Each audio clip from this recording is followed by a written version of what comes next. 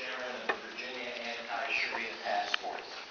I've appeared before you on several occasions to talk about the Islamic Saudi Academy. In fact, I was here for the hearing 2 years ago on the lease of the Islamic Saudi Academy. And the way that you structure these hearings, where you all get to speak after we're done, raised a lot of issues that were sort of left unanswered. So I'm going to take a minute or two and just respond to a couple of things that were said. First of all, Chairman Connolly introduced a man who he said was an example of the sort of high-quality people who are managing and directing the Islamic Saudi Academy. The man's name was Abdallah al-Shabnan.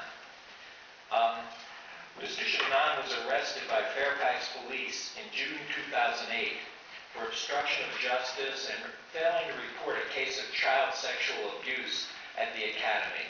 Virginia law requires that it be reported. Mr. Shabnan did not do that. The interesting point to make is that he followed Sharia law.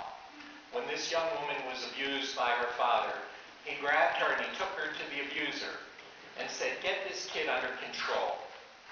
That's Sharia. And that's why we don't like ISA. ISA teaches Sharia and it manages the school by Sharia. And the most important difference you need to know between Sharia and our form of government is that Sharia defines rights according to religion and gender. If you are a Muslim male, you've got rights. If you're not, you pretty much don't. They curtail very seriously when you're not a Muslim male.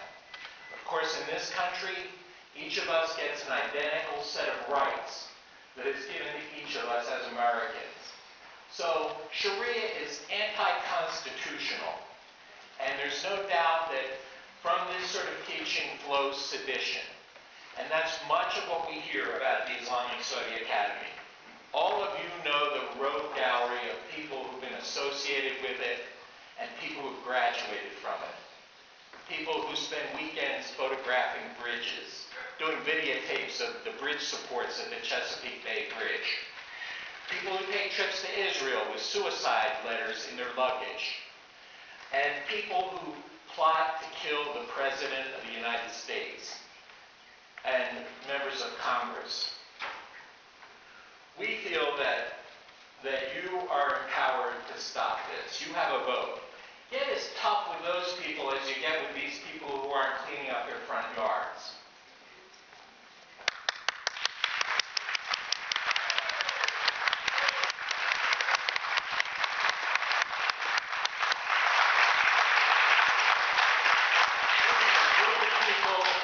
Want to see Americans and Jews and Christians die. We are not talking about a couple of rats. We are talking about people who want to see a lot of us killed, who want to see wanted, plotted, worked to see the assassination of President Bush.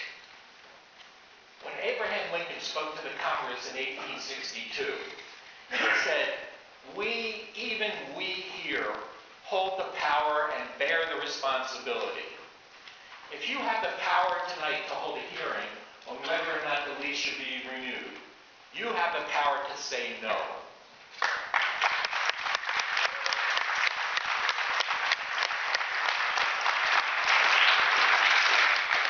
We believe the Islamic Saudi Academy is a threat to our community.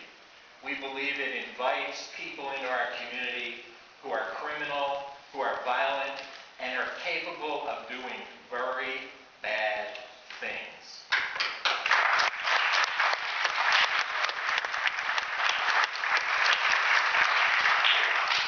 So I would ask you to demonstrate the sort of toughness that you demonstrated with those people who were here earlier. I would ask you to tell the Islamic Saudi Academy once and for all, and tell people throughout the world who think the way the Islamic Saudi Academy thinks, that there's a group of Virginians, a group of Americans who are not going to take it.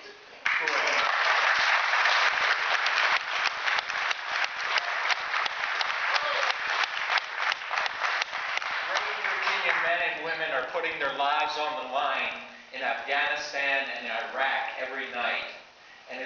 outrage that we sit here and wonder what we should do about them when they're walking around in our community and using county buildings to do this. They shouldn't be allowed